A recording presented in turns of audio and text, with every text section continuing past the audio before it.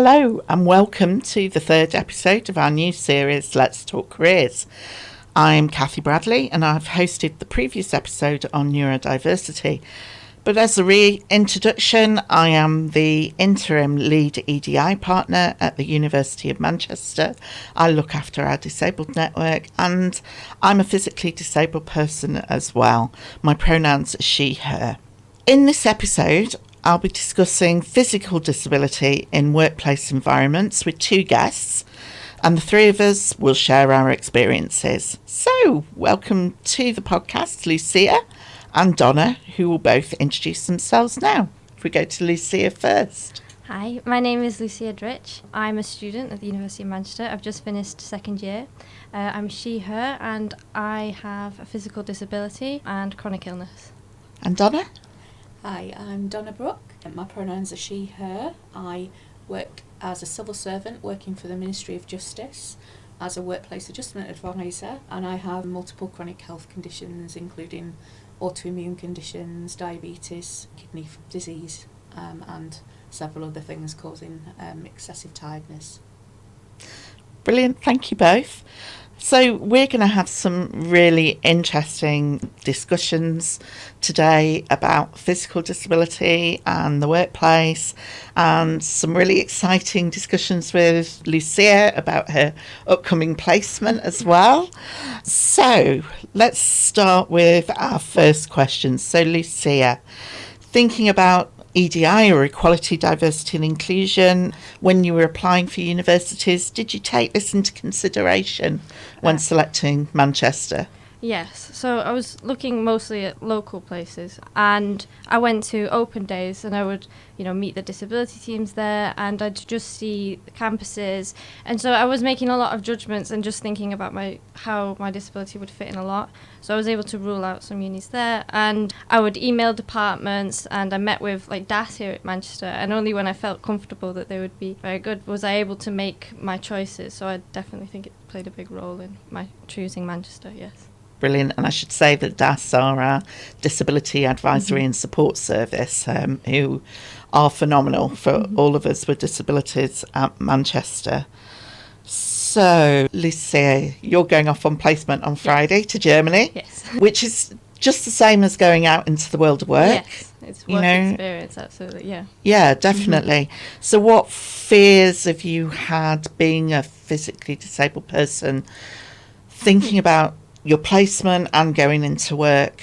I mean, first, that they wouldn't discriminate. I remember when I was first applying, I was a bit nervous to write about my disability. But then I realised that the sooner I tell them, the more I'll get to gauge their response on it. And if they were to discriminate against me, then I would know that they're not the right people for me. So it ended up being really good. We had very open discussions about my disability from the start.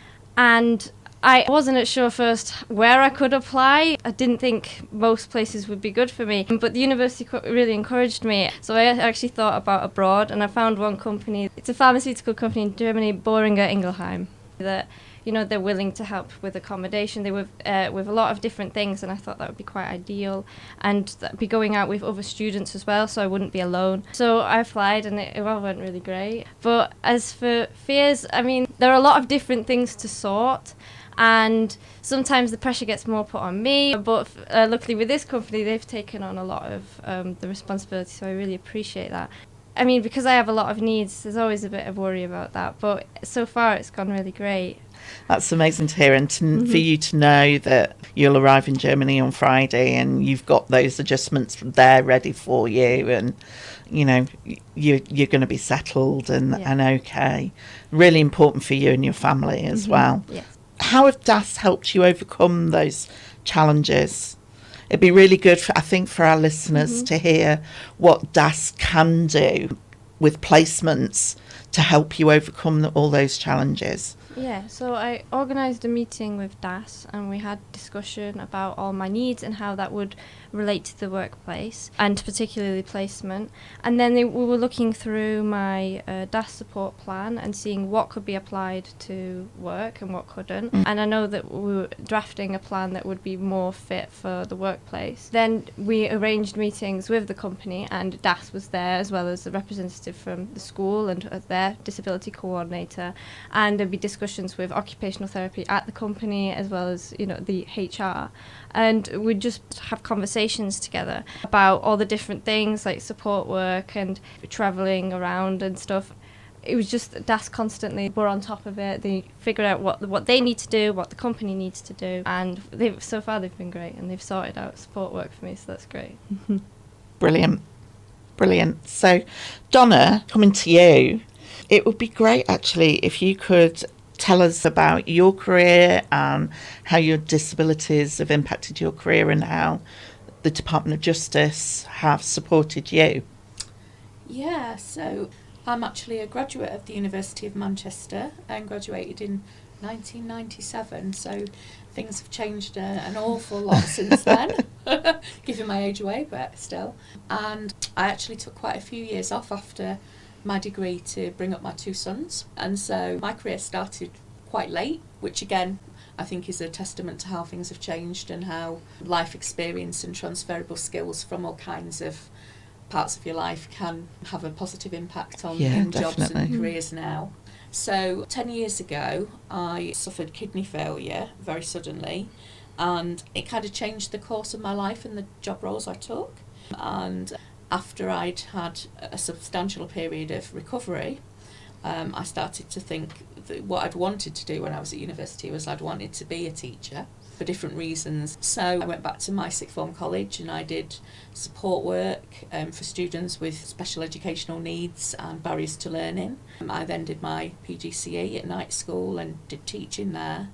And then I realised that I really enjoyed supporting people that had barriers, neurodiverse barriers and also physical health barriers. I myself had them, and I found that the environment that I went into with my multiple health conditions was very supportive, and it was the first time I could start to be me and admit, you know, I do get tired, so sometimes I might need to have a little bit of a rest, or just very small, what we call soft adjustments, but just that made a difference to me. And I then went on to a mentoring role in a different college, assessing students for the barriers to learning.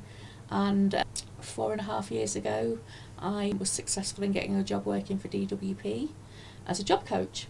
And the civil service, I'd known from other people that I knew that worked for them, were a very supportive employer in terms of being disability confident and offering adjustments. So I went into that role and very quickly went on to be a disability support job coach. And then just over 2 years ago I moved to the Ministry of Justice, and I am a workplace adjustment advisor, which means that I spend my time supporting other people who have barriers within the workplace to make sure that they get the support and the adjustments that they need. Obviously I'm biased, but I would say that the Ministry of Justice is a really good example of how you can put support in place for people so that they can be the best that they can be, and feel comfortable and happy and supported. Yeah, that's brilliant. I mean, it just, I can hear sort of echoes of my own career there. You know, there's the same thing. I mean, I've faced many challenges. I graduated in 1995, and at that point didn't have a disability. A few years later, I acquired my disability. But I can see from my career some of the flip side, you know, because I've been in jobs where there hasn't been the support, and I had cancer, you know, quite early in my career and didn't get the support with that and all sorts of things like that. I think it's really important for students to understand that while, yes, we've all now had really positive experiences, there are places that don't give you that positive experience, and I think it's really important that we manage students' expectations. Absolutely. You know, going into the world of work is very, very different to the world of study, and your reasonable adjustments are very different than the ones that you get as a student. One of the biggest being that you would no longer be eligible for the DSA, but you are eligible for access to work. Yes. And I just wondered, actually, Donna, if you could kind of explain access to work from a work point of view. Yeah, so for the civil service it's slightly different. Right. Because civil servants can't actually access the DWP access to work. Right. So all the different parts of the organisation are meant to provide adjustments and support. Right. So from an MOJ perspective, my team, we have a central budget for workplace adjustments. So colleagues who would normally have been able to have gone to DWP Access to Work Yeah. for funding for things like admin support or for taxis to and from work, Yeah. they would come to my team and they would be allocated a case advisor like myself. Yeah. We would assess the colleagues' needs and what adjustments are already in place. We would ascertain the evidence we need, and then I would make a request to the modules, which is the name of my team, budget holder, and then we would agree the funding. Yeah. People who don't work for the civil service can go to DWP Access to Work Yeah. and apply for the funding. It's very, very well documented online. If you put in DWP Access to Work, there's a form to complete, and there'll be evidence that's requested. But I think at the moment, the current support that's available, I think it's up to about £69,000 Yeah, a it year. is. And they can provide funding for, it can be physical things like ramps, but it can also be for things like transport to and from work in taxis. It can be for admin support. They also offer something called in-work mental health support. Yep. That's also run by DWP Access to Work, and that's something that civil service can still access. That's the one thing they can currently. And I've had quite a few colleagues that I've worked with who've gone to that, and it's 9 months of support. You have to have a job. You'd be allocated your own advisor, and they can work with you. I think you have meetings every fortnight where they discuss strategies and support. So again, it's something that if you have a job and you're needing a bit of additional support with, that's, it is sort of a free resource that's out there. I'm not in any way advertising it because I don't work for them. But it's really useful to know about, isn't it, that actually you can access mental health support as well, because mental health can be just as disabling as physical disabilities in the workplace. So it's really important that people are aware of that. I think a lot of people, it's very interlinked with physical health, Yeah. with neurodiversity. And I think, as you were talking about, obviously Lucia's had a brilliant experience, and we've had some really good experiences, Yeah. but there are also people that, really are really nervous, and worry about being believed. Yeah. They worry about whether by disclosing a condition, is it going to impact their career progression? Yeah, definitely. Will they pass their probation? I've had people asking me things like that. Could this impact on that? And also, there are concerns when anybody's going into the workforce about, will I be able to cope with this? How will I cope? Who do I go to for support? So I think that's a really important point. And there are different companies do have different support. There are a lot of companies will have your equality, diversity, inclusion specialist team. Yeah. But different places have different amounts of support. Yeah. And I think from what you said, Kathy, it's about asking and seeing what's there. And I can give you an example. And I have got my son's permission. My son's neurodiverse with high functioning autism, and he's just graduated from a different university a year ago. And his first job he got whilst he was trying to find a graduate job, and he went to a big shopping company to work in the stores, and really enjoyed it there, but was struggling with certain elements. And he came round to me one day, and he was really upset and was considering resigning because of certain things they were asking him to do that. He struggles with his manual dexterity, and one of the things was tying up the helium balloons and organising them, and it really caused him a lot of stress because he couldn't do it. And he was going to resign, and I kind of put my adjustment advisor head on. I'm not sure if he liked it or not. I was like, if you let them know, that gives them the opportunity to support you. If you resign, you're going to resign, and that's it. If you let them know and they don't put things in place, you're not going to lose anything. Yeah. But it gives them the opportunity to do that. And to be fair to them, they were amazing. I kind of wrote a letter for him, and he took it in, and his manager took everything on board, and they supported him with being on the tills more. They said the managers would do the balloons. They were brilliant. And I mean, he'd gone into that job not wanting to tell anybody that he was different. But he'd gone from sort of wanting to not disclose his condition and how it affected him, to saying, I think I'm going to get a sunflower lanyard so people understand that although I don't look like I've got any disabilities, I have, and I need that bit of understanding.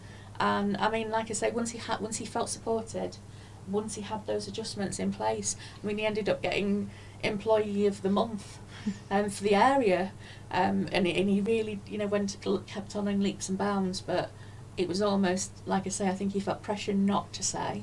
Yeah. And then when he did say, he was concerned about what they would do, but they were, they did support. And do you know what, that story ties into what you were saying earlier, doesn't it, Lucia, about, plucking up the courage to actually say, actually, I have disabilities, but I've still got a brain and I can still do the job. Yeah.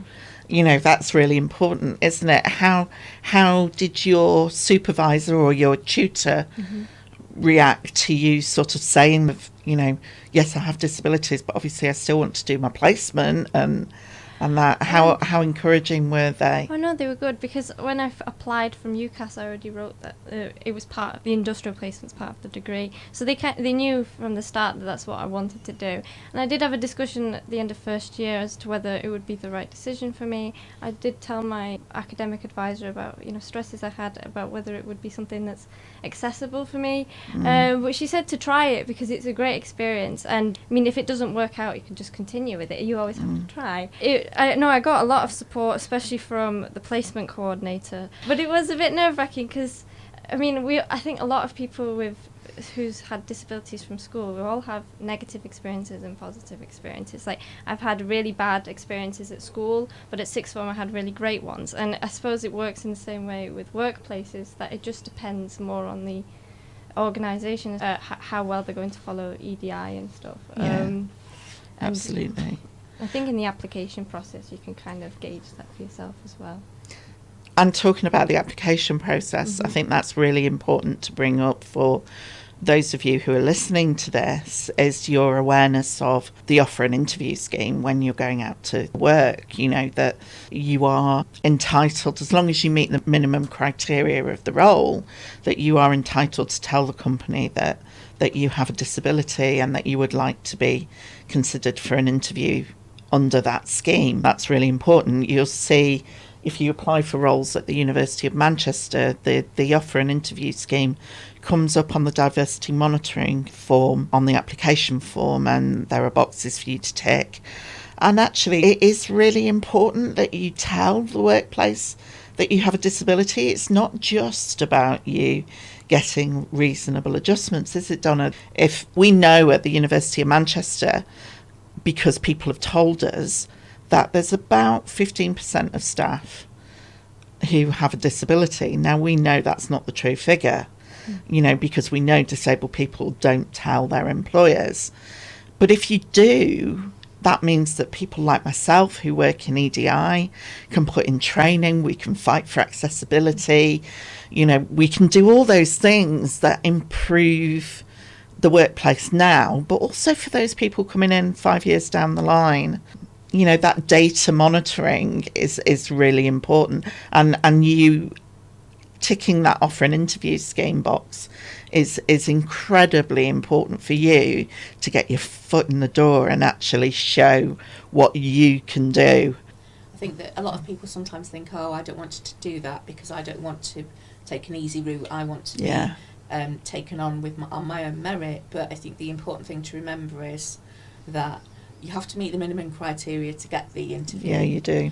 And when you're at the interview, you're going to be marked exactly the same as everybody else. Yeah. So if there are 12 people being interviewed and 3 of them have come through the Disability Confident Guaranteed Interview Scheme, when you are being interviewed, you're going to be marked on exactly the same criteria as everyone else. Yeah. So if you are successful in getting that job, it's because you are the best person to have that job. Yeah, yeah. And I think that, certainly from my point of view and from other colleagues that I've worked with, by being open and saying I have these barriers, this is the adjustment and support I need, but also showing how capable you are, what a good job you can do, other people start to open up. Yeah. It's kind of like normalising the fact that people do have barriers.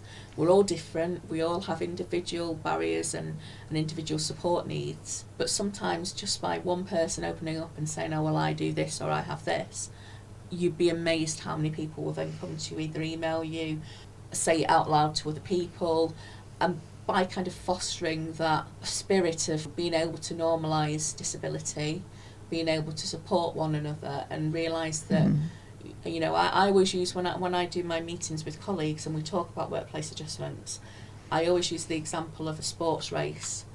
All we're trying to do is to get everybody to the line. We're not trying to put anybody ahead.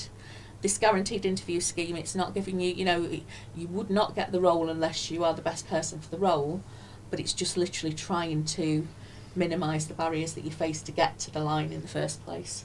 Yeah. It's just opening up the door, isn't it? It's opening the door to allow you to get in the room. Lucia, I think what I'd be really interested to hear is, from your experience with your placement, transfer that to 2 years' time when you're thinking about going out into the world of work. I mean, you said to me this morning you want to be a researcher. Yeah.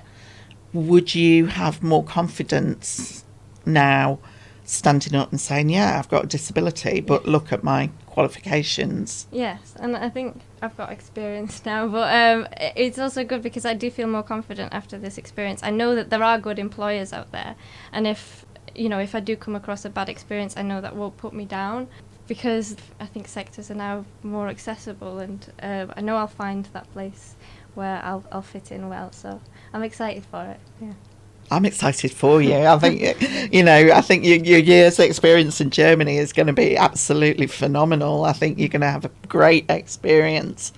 Something that comes up a lot, and we know that when you're beginning to go into the world of work, knowing how you can find out what you're entitled to. I mean, we've talked about the offer and interview scheme. We've talked about reasonable adjustments, but sometimes things do go wrong as well. How do students find out about, or graduates, or if you're new to the world of work, how do you find out about your rights? I'm going to ask Donna, and mainly because of her experience with what she does. So obviously this is sort of general knowledge from my past experiences rather than my specific role. The first thing I would do if I'm looking at a job role would be look at the organisation's website.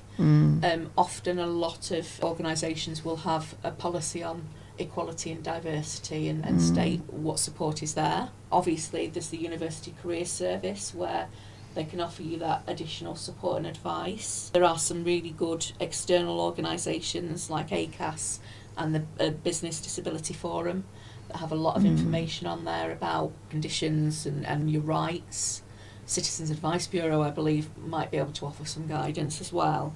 But I think myself, from my experience, I would recommend maybe contacting the organisation, asking if you can speak to somebody from the Equality, Diversity, Inclusion or from the HR department to discuss about the support that's there. A lot of job descriptions, certainly the civil service job descriptions, usually have a couple of paragraphs on that we're a disability confident employer, that we welcome applications from all areas of the community, particularly underrepresented groups. So I think that if you're looking at jobs and you see something like that in your job description, I think that's always a really positive thing. Yeah, definitely. And usually on the job description as well, a company that is going to be really helpful will say, if you have any reasonable adjustment needs for interview, please contact us and let us know to have a discussion. And again, that's always really good, and I think people often feel hesitant to do that because they're concerned about flagging themselves up as having some kind of additional need. However, again, having been on interview panels and things, the difference it can make to people, for example, having questions in advance for people who are neurodiverse. Yeah. So when you're looking around to look at what support is out there and who you can turn to for advice, there are lots of external organisations, and there is specialist support for whatever condition you have. There will also be specialist organisations that probably have their own advisors. I know that the ADHD, there's the different foundations that can offer their own specialist careers advice for people with that condition. Yeah, definitely. Versus arthritis do. And even Macmillan, if you're a cancer sufferer or a cancer survivor, Macmillan will support as well to help you get back into work. There are a lot of charities. For every illness, you can always find several charities. And my experience with charities, every time you contact them, you always feel like, thank God I did, because they help you so much. I mean, with everything. I really recommend anyone who's ever struggling, please contact a charity, because they're there to help you, absolutely. Yeah, definitely. You're absolutely right. It's funny you saying about EDI. I always think my red flag is if I go on a company's website and I can't find anything about equality, diversity and inclusion, I tend to steer away from the company because it usually means they've not considered it, you know. Another really good thing as well is if you make an application and it's a blind application in terms of your age, your institution that you study at, everything is taken out of that. So you are judged on your own experience, your own skills. Often a job description might say something like, we value all contributions and we would want to look at your life skills as well as career history, because again that kind of indicates that that's an adaptable organisation and looking to assess people on their individual merits. And that's really important actually, isn't it, for disabled people, because a lot of us will have career breaks because we've just not been well enough to work, and that is incredibly important that actually you prove that you can look after yourself as well as do your job, because that's as valuable to the company as you doing your job, is the fact that you're going to turn up for work. I mean, there's a lot of skills you can get from being disabled, like problem solving and Definitely. resilience. I mean, if you figure out how to write this into your CV or into your cover letter, it's great. I mean, I think a lot of employers really appreciate that. Yeah, definitely. And I really recommend using AI, use Copilot, use all those AI apps. Obviously, don't use it word for word, go in and check it, you know, don't hugely rely on it. But if you're worried about how to frame, say, a cover letter, or worried about how to put your CV together, AI can help you massively do that. But with the caveat that you must go in and check it. It must be your voice, not an automated voice that people read in that. But we recommend that a lot, particularly for neurodivergent colleagues. It really, really helps. So how can employers assist in improving EDI for their employees? Lucia, I'm going to ask you from a student point of view. You know, you've experienced us here at Manchester, and obviously I work for the EDI Directorate here at Manchester, and we've got some amazing guys in the folks in the Students' Union who also work in this space. But how do you think that we could improve things for students going into the world of work and them learning about EDI and disability and all of those things? I know with the career service they've helped a lot. They have resources on that. I mean, I've gotten a lot of support, but I know from when I was applying, I know you check the website, and when you're in the interview, how the interviewer responds to your disability, how interested they are. If they're asking questions, that's a good thing. But as for how the university can help, making it obvious where to find those resources. So more signposting. Yeah. Really? I mean, for one example, I read somewhere on the career service website that you can have adjustments for interviews, but I wasn't really sure what kind of adjustments those would be. So it would be nice, like, for example, examples or like previous student, like case studies. Of what kind of support they had, how their interviews went, and how you'd navigate that, for example. That would be nice. That's a fantastic idea, actually. Something for us to think about. Yeah. So, Lucia, I'm going to ask you first. What sort of adjustments, if you feel comfortable to share, what sort of adjustments have been put in place for you on your placement? And then I'm going to come to Donna and probably myself as well to perhaps give listeners an idea of the sort of things that are available to you, because we know access to work are changing slightly and are expecting you to know pretty much what you need before you go into your interviews. So let's see, what have you got in place that's going to help you while you're out in Germany? Right, so I have a support worker. So if I am walking, I need someone to help me walk, or if I'm in my wheelchair, to propel my wheelchair, because I can't self-propel. And I also have lowered tables for wheelchair accessibility. I think button doors when they're available, because opening doors in a wheelchair is just not very easy. It's a nightmare, isn't it? But also, I know that my lab, that won't be available, so they've offered to put in new doors that are easier to open, lighter, so that's just really nice. As well, I know that my project will be adapted to make sure it's all stuff that I can do within my disability, and also it's structured in a way that there are going to be days where I'm just focused on data, so I could work from home if I wanted to, or I wouldn't have to put as much exertion into it as to other days. So that's nice. It's quite a balanced hybrid sort of approach. Yeah, that's really good. Yeah, and also it's just this flexibility with my supervisor. He's just very willing to see how I go. And I know that also my company has something called flexi time. So on some days I could take more hours and others I could take less, depending on how I feel. So that's also great. Yeah, that's brilliant. And actually flexi time is such a useful tool when you've got a disability, because for some of us, even just waking up in the morning and being able to work sort of quickly in the morning, be ready for that 9 o'clock work call, you know, is difficult. So flexi time's massively helpful. And I know there's also software. So for example, with me, I've got Dragon installed on my lab computer, so that if I'm too tired to type, I can just start talking into a microphone. Brilliant. So there's a lot of different things, and there's a lot of options for people who need it. That's incredible, and some really good examples of some of the adjustments that can be put in place. Donna, coming to you, what do you think about adjustments? What advice can you give about adjustments?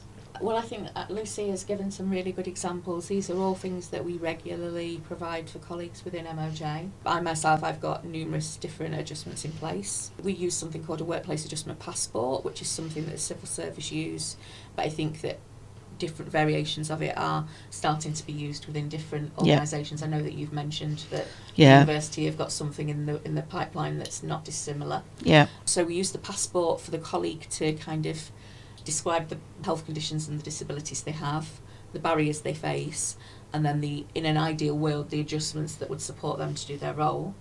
They would then have a wellbeing conversation with their manager, and then there's a table where they would agree adjustments, and then they would regularly review them in the passport. So the kinds of things I've got in place, I've got Dragon for if I get tired. I have regular rest breaks whenever I need. So, for example, sometimes I need to take an afternoon nap, because the cumulative effects of the day. So again, I work flexi time, so I can do that. You know, I'm still doing my hours. It's just I might be doing them in a slightly different format. There are other colleagues that might have, like, say, a later start time. I work from home predominantly again. I'm able to do that because of my job role. There are other job roles where it might be more difficult, but again, there's still that hybrid working, and there can be flexibility in, you know, if you're working in the office 2 days a week, but one of the days you wake up and you're having a flare-up of your condition, you can just change that and do a different day in the office. Taxis to and from work, that's another one that people can have, and again, it's something that I have if I need to. I mean, wherever I can, I'll get the train and a taxi, but there's that support there for when I need it. And it could be even things like when people are travelling for courses, for work or training, might be having an additional night stay the night before, so that they're not having to travel on the day. So the tiredness it causes. So for me, it's made a huge difference to my work in terms of just being able to I plan my own diary, so I do have that flexibility. And what I tend to do is I tend to have a lot of meetings in the mornings and early afternoon, and then I have time in the later afternoon to do my emails and work. But it also does mean if I need to have a rest, I can do that. And I've just got the support to do that, and my manager trusts me. He knows I'll always put in the extra work. Also disability leave for medical appointments that are linked to your health condition or disability.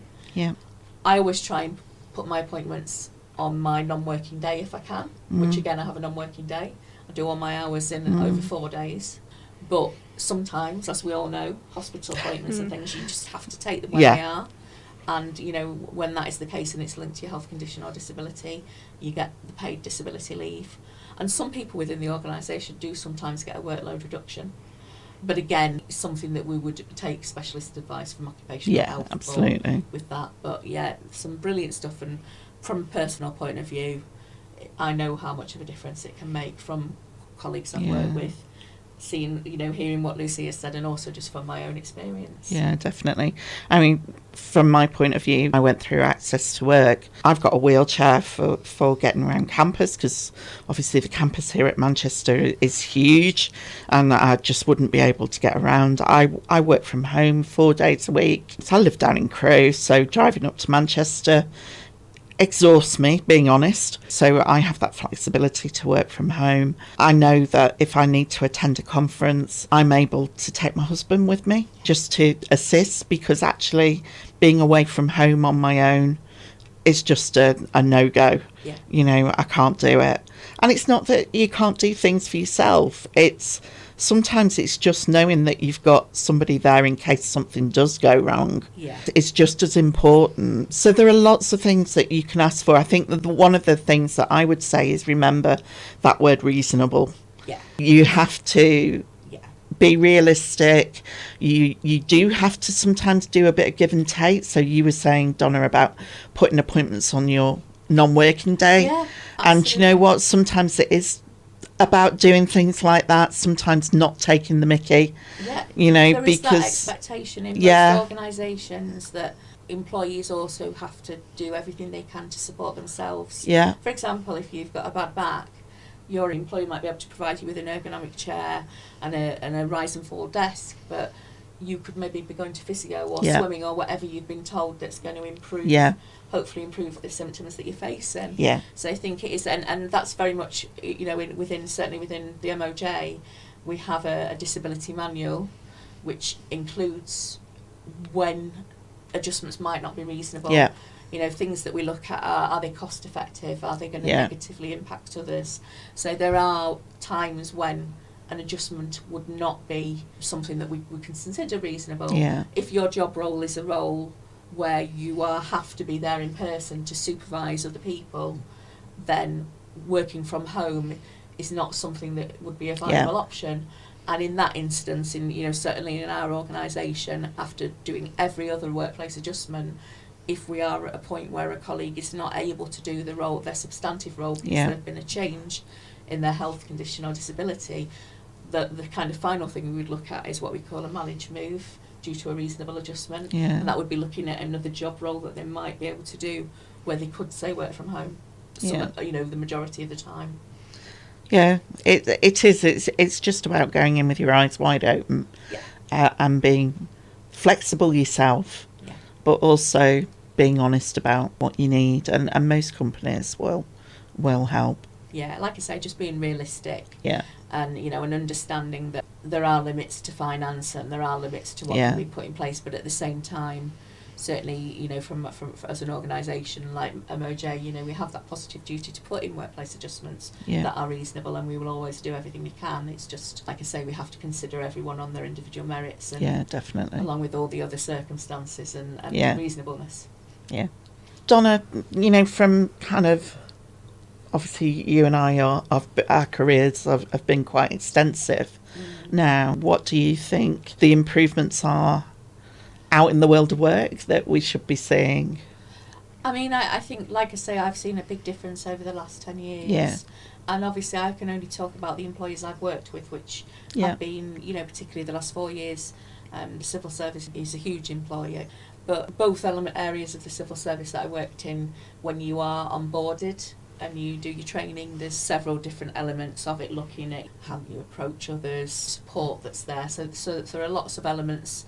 I think training is a huge part of all what the organisations can do. Certainly, for example, tomorrow when I'm in work, I'm going to talk about neurodiversity to a team where there's a colleague within the team that's neurodiverse, and they don't want to directly divulge that they're neurodiverse, but they want to kind of put in the colleagues' heads the kind of barriers people face.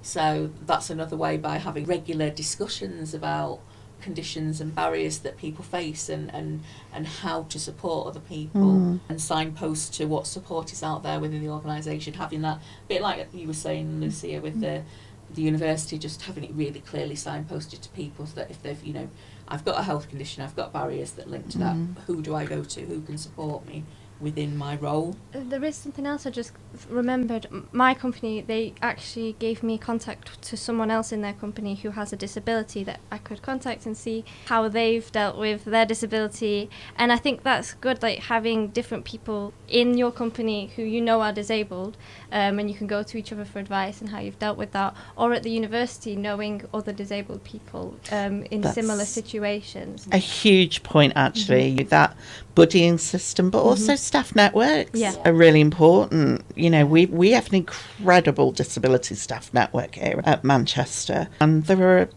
over 200 people in that network. So there's always somebody there who is there to talk to. You know, we have a cancer network in that. There's always somebody who would be open to a conversation and to buddy up with. That's incredibly important. I think you're right. I think, you know, that's the kind of thing as well in the workplace. Obviously, your larger employers are more likely to have it than your smaller ones. But like I say, MOJ have really good disability networks, and they have offshots of that network where they have a neurodiversity group that meets every 4 weeks. So it is about that support, and it is, like you say, having buddies, having a mentor, having people there that have that understanding. They may not have exactly the same experience as you, or exactly the same barriers, but they understand what it's like to face those barriers and to try and overcome them and get the support that we should be offering. And I think the other thing that is quite important is doing sort of exit interviews when people leave the organisation, and getting that feedback from people as to their experience, what's worked really well, what could be improved. Yeah. That's something that I think is more and more being done to try and get that understanding of an experience that somebody with barriers due to a health condition or disability faces, and what can be done to try and mean that new people joining the organisation don't face the same barriers. Yeah, definitely. I hope this has been really helpful for those of you who are perhaps graduating this year or coming up to starting to think about placements and going into work, and that understanding that Lucia's obviously got an amazing placement coming up, and actually you can do that. That is available for you at Manchester. So I'd really like to thank Lucia and Donna for being so open and sharing their experiences and insights with us today. And we're going to thank you all for listening. And our next episode is going to be about racial diversity, and we hope that you'll all tune in for that. Thank you both. Thank you.